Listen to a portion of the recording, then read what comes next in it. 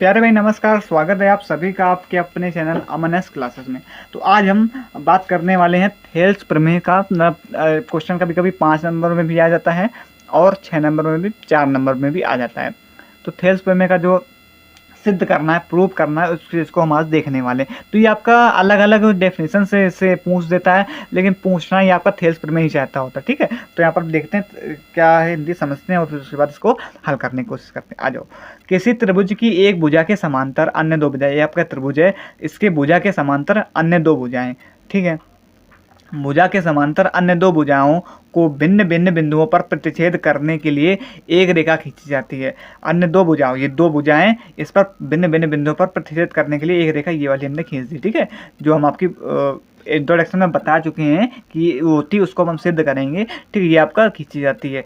तो ये अन्य दो भुजाएं एक ही अनुपात में विभाजित होती हैं।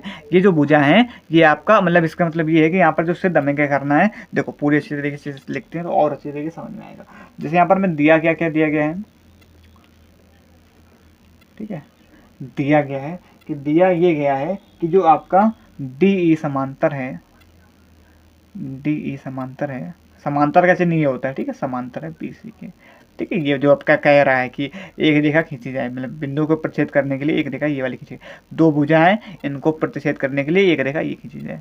तो यहाँ से हमें ये समझ में आया कि जो BC है वो समांतर है D के, या DE समांतर है BC के। बात एक ही, ये हमने लिखी। फिर इसके बाद हमें यहाँ से सिद्ध क्या करना है, सिद्ध करना है, वही कह रहा है। तो ये अन्य दो भुजाएं, ये जो अन्य दो भुजाएं हैं वो एक ही अनुपात में विभाजित करती हैं। मतलब एक ही अनुपात में विभाजित करने का मतलब ये है कि जो अन्य दो भुजाएं एक ही अनुपात में, कि जो AD है बटे में DB या BD, बात एक ही है, AE बराबर है AE बटे में EC। ये चीज़ हमें क्या करनी है, सिद्ध करनी है। ठीक है, तो सबसे पहले हम यहाँ पर कुछ करेंगे, रचना कर लेते हैं। रचना में हम करेंगे क्या, रचना में हम ये करेंगे कि जो DF है, यहाँ से हम एक रेखा खींचेंगे लंबवत, इस प्रकार से DF की रचना करेंगे, और इसी प्रकार से एक यहाँ से रेखा खींचेंगे EG। ठीक है, ये आपका F हो जाएगा और ये आपका G हो जाएगा। इसके लंबवत ही हमने रेखा खींची। तो यहाँ पर अब रचना में लिखोगे, आप रचना में क्या लिखोगे कि जो हमने DF लंबवत खींची, किसके, DF लंबवत खींची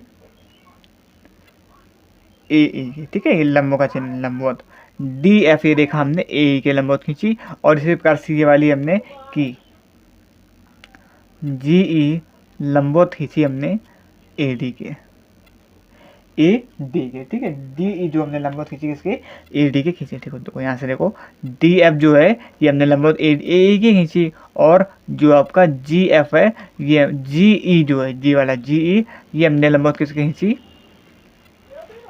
AD के। ठीक है, ये हमने यहाँ तक तो रचना कर ली। अब समझो आगे, अब इसको सवाल को हल कैसे करना है। तो सबसे पहले यहाँ से हम लेंगे, क्या लेंगे, त्रिभुज ADE का क्षेत्रफल। सबसे पहले लिख रहे हैं त्रिभुज ADE से, त्रिभुज ADE से, ADE से, इससे हम ले लेते हैं। ठीक है, त्रिभुज ADE से। तो त्रिभुज ADE से जो हमने लिया, तो हमने क्या किया आगे, ADE का क्षेत्रफल, त्रिभुज ADE का क्षेत्रफल। तो अब तो ये तो जानते होगे कि जो त्रिभुज है उसका क्षेत्रफल क्या होता है, 1/2 आधार गुणा में ऊंचाई।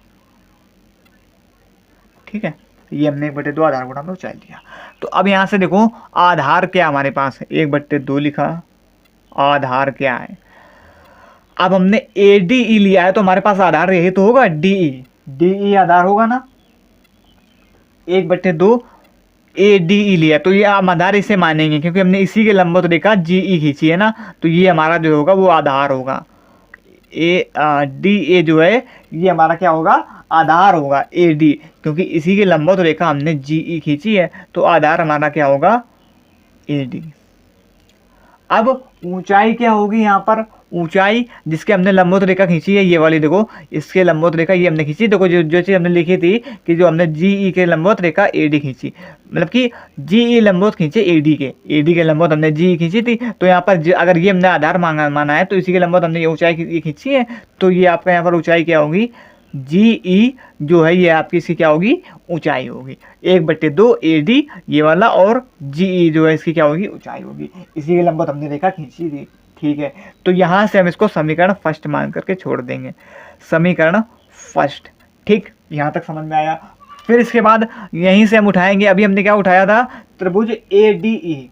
अभी क्या त्रिभुज ए डी ई उठाया था, अब क्या उठाएंगे, त्रिभुज डी ई बी। इसके रेखा और आपको खींचनी पड़ेगी, एक रेखा यहाँ से भी इस प्रकार से, ये वाली रेखा। ठीक है, ये हमने खींची। तो यहाँ से अब हम त्रिभुज लेंगे, कौन सा, त्रिभुज डी ई, ये वाला ई पूरा ई, और ये बी, त्रिभुज डी ई बी, ये वाला अब हम लेंगे। तो यहाँ पर लिखते हैं त्रिभुज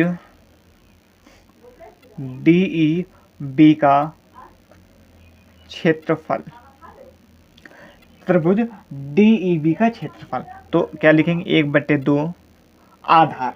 अब देखो यहाँ से आधार क्या होगा हमारे पास, डी ई बी से, तो यहाँ से हमें आधार क्या मिलेगा, डी ई मिलेगा ना, डी बी। ठीक है, क्या मिलेगा, डी बी, ये आपका आधार होगा ना। इस प्रकार से हमने अभी इसमें देखा तो ये वाला आधार था, तो अब डी ई बी में हमारा क्या आधार होगा, ये वाला आधार होगा, ये वाला। तो डी बी इंटू में, अब ऊंचाई क्या लेंगे हम यहाँ पर, ऊंचाई। अब यहाँ पर ऊंचाई देखो, ऊंचाई हम लेंगे क्या, ऊंचाई हम ये वाली लेंगे, जी ई वाली, क्योंकि हम भी पूरी रेखा देख रहे हैं ना। तो ये वाली रेखा देखा ना, इसके लंबवत यही है जी ई। तो इसकी हम ऊंचाई जो है, यहाँ पर बच्चे कंफ्यूज हो जाते हैं, ये आपका डी ई जो है ये वाला इसके लंबवत ले लेते हैं, लेकिन ये थोड़ी इसके लंबवत है, ये तो इसका एक प्रकार से हम कह सकते हैं आधार है। लंबवत तो हमने ये वाली देखा है ना इसके। तो यहाँ पर आपको ध्यान देकर रखना है कि ये वाली जो रेखा है डी बी जो है, ये आपका आधार जो है वो डी बी होगा, ये चीज़ तो समझ में आई। लेकिन जो ऊंचाई हम लेंगे वो डी ई नहीं लेंगे, ऊंचाई हमारी डी ई नहीं होगी, ऊंचाई हमारी क्या होगी, जी ई होगी, क्योंकि यही तो इसके लंबवत है। ये पूरी रेखा ए बी गई है, इसके लंबवत आपके जी ई है। ठीक है, डी ई नहीं लेना, इस चीज़ को ध्यान रखना। तो यहाँ पर हम जी ई लेंगे, क्योंकि इस चीज ऐसे भी आप समझ सकते हो कि हमें यहाँ से जी ई जी उठाना तभी तो कटेगा, क्योंकि हमें सिद्ध ही यही करना है कि ए डी अपॉन में डी बी, तभी भाग करने पर हमारा ए डी अपॉन में डी बी आया। उसी प्रकार से हमें सोचना भी थोड़ा सा पड़ेगा। ठीक है, तो अब यहाँ पर ये हमारे यहाँ से समीकरण सेकेंड डाल देंगे, समीकरण सेकेंड। ठीक है, अब क्या करेंगे, समीकरण फर्स्ट को सेकेंड से भाग देने पर यहाँ पर लिखेंगे समीकरण फर्स्ट भागित सेकेंड से। ठीक, तो अब भाई दे लो भाग। अब जब आप भाग दोगे तो क्या होगा, यहाँ से 1/2 इंटू में ए डी इंटू में जी ई, इसी प्रकार से नीचे 1/2 ए डी बी इंटू में डी बी इंटू में जी ई। तो यहाँ से ये जी ई से जी कट जाएगा और 1/2 से 1/2 कट जाएगा। तो यहाँ से हमारे पास क्या बचेगा, ए डी बट्टे में डी बी बचा। लेकिन हमें सिर्फ यहाँ पर देखो, यहाँ पर एक चीज़ तो हमें मिली, ए डी बट्टे में डी बी, ये चीज़ हमें यहाँ से मिल गई। अब हमें ए ई बट्टे में ई सी भी उठाना है। तो अब इसके लिए फिर से हमें क्या पूरा से करना पड़ेगा, फिर से अब हमें कौन सा लेना पड़ेगा, त्रिभुज। अभी हमने क्या लिया था, त्रिभुज ए डी से किया था ना हमने। फिर अब यहाँ से त्रिभुज हम कौन सा लेंगे, त्रिभुज ए डी ई से हम इसको फिर से आपका पुनः ए डी ई से क्षेत्र से हम लेंगे। तब यहाँ से हम ये वाली भुजा लेंगे। देखो अभी हमने ये वाली भुजा ली थी जी ई वाली, अब हम जो लेंगे लंबवत तो हम एफ डी वाली ये वाली भुजा लेंगे। ठीक है, ये वाली, तब इसको हम सिद्ध करेंगे। तो देखो, तो यहाँ से हमने ए डी, अब देखो दूसरे पेज से देखते हैं यहाँ से। अब यहाँ पर लिखेंगे, देखो अभी हमने ए डी अपॉन में डी बी हल किया, फिर इसके बाद इस वाले त्रिभुज से अब हम फिर से लेंगे पुनः ए डी का क्षेत्रफल, ए डी ई का क्षेत्रफल, ए डी ई का क्षेत्रफल। ठीक है, ये आपका जी है, ये एफ है, ए डी ई का क्षेत्रफल। तो क्या होता है 1/2। अब इस वाले में आधार क्या होगा, अभी तक हमने ये वाला आधार इधर लिया, अब हमारा यहाँ से आधार लेंगे। तो अब 1/2 आधार गुणा, पहले लिख देते हैं 1/2 आधार गुणा में ऊंचाई। अब देखो 1/2।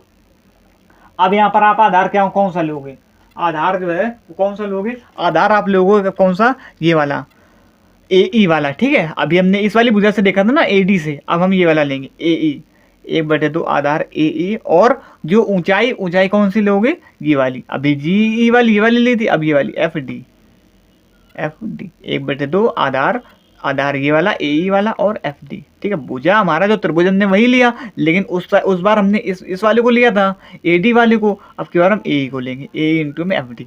ठीक, यहाँ से हमने समीकरण फर्स्ट डाला, समीकरण फर्स्ट। बिल्कुल कुछ कठिन ज़्यादा नहीं है, बस 1-2 बार आपको ध्यान से समझना है, फिर बाकी आप आसानी से कर पाओगे। ठीक है, तो यहाँ से हमने सबसे पहले देखो हमने क्या किया, पहले एक बार पूरा सा समझा देते, फिर से एक बार आपको और समझा देंगे आपको। ये आपका 1/2 यहाँ से हमने लिया, फिर हमने लिखा त्रिभुज, जब हमने किसे किया ए डी ई का क्षेत्रफल से हमने कर लिया।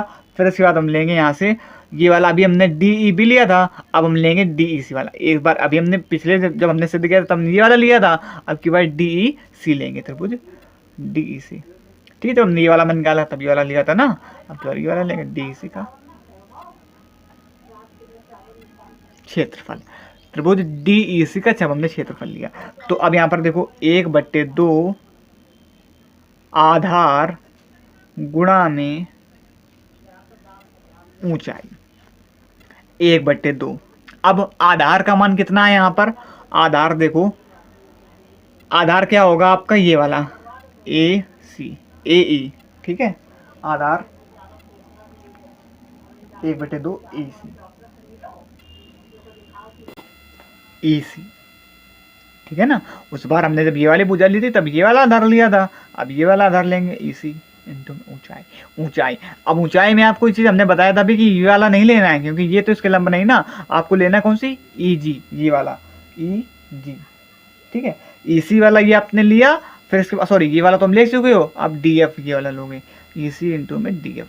ठीक है, ये वाला उस बार हमने लिया था, अब की बार ये वाला इसके लंब जो है वो वाला लेंगे। ठीक है, एफ डी ये जो है ये इसके लंब है, यहाँ से ये वाला इसके लंब है और ये वाला इसके लंब है। ठीक है, तो आपने लिया एफ डी, या डी एफ लिखें या एफ डी, बात एक ही है। ठीक है, यहाँ से एफ डी लिख लो आप, डी एफ। ठीक है, फिर यहाँ से ये आपने डाला समीकरण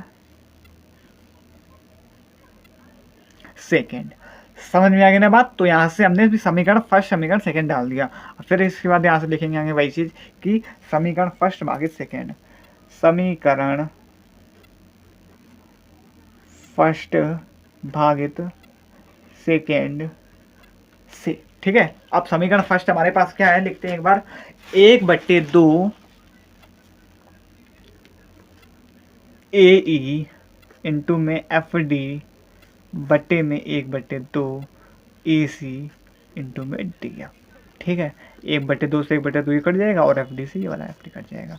तो यहाँ से हमारे क्या पास क्या बचेगा, ए ई बट्टे में ई सी। अब ये हमारे पास ए डी बट्टे में डी बी और ई सी, ई बट्टे ई सी यहाँ से निकल कर तो आ गया।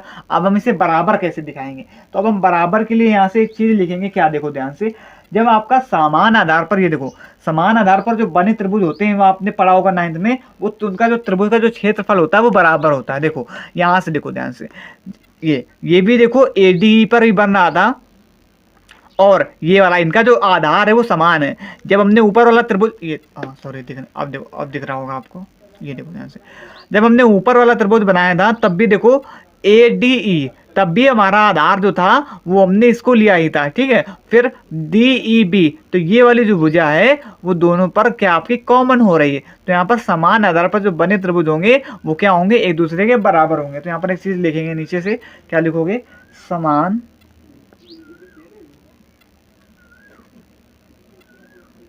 आधार पर बने त्रिभुज का क्षेत्रफल बराबर होता है। ठीक है, क्योंकि यहाँ पर भी देखो हमारी भुजा डी ई आ रही थी और यहाँ पर जब ये वाला कोण लेते तब भी ये वाली भुजा आ रही थी, जब ये वाला कोण लिया तब भी आपका जब ये वाला भी लिया तब भी ये वाली भुजा आ रही थी। तो यहाँ पर आपका ये हो जाएगा, तब जो है तब हमारा क्या होगा, तब ए डी अपॉन में डी बी बराबर हो जाएगा ए ई बट्टे में ई सी के। ठीक है, ये आपका हमारा क्या हो गया, प्रूव हो गया। तो इस प्रकार से ये आपका पूरा सवाल अच्छे तरीके से हो गया, मतलब सिद्ध जो है हमने करना था प्रूव, जो कि हमने डी अपॉन में डी वी बट्टे में ए बट्टे में सी कर दिया। तो आशा करेंगे समझ में आया होगा। अगर फिर भी अभी आपको कोई डाउट लग रहा है, कोई चीज़ समझ में नहीं आई है, तो आप में कमेंट करके ज़रूर बताना, और फिर हम आपको अच्छी तरीके से और समझाने की कोशिश करेंगे दूसरी वीडियो में। तो आज के लिए इतना ही रखते हैं, तब तक के लिए जय हिंद, जय भारत।